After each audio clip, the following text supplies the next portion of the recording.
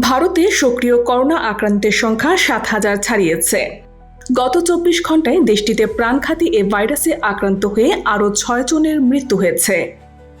বুধবার ভারতের স্বাস্থ্য মন্ত্রণালয় জানিয়েছে, গত ২৪ ঘন্টায় নতুন করে আক্রান্ত হয়েছেন ৩০৬ জন, আর মৃত্যু হয়েছে ৬ জনের।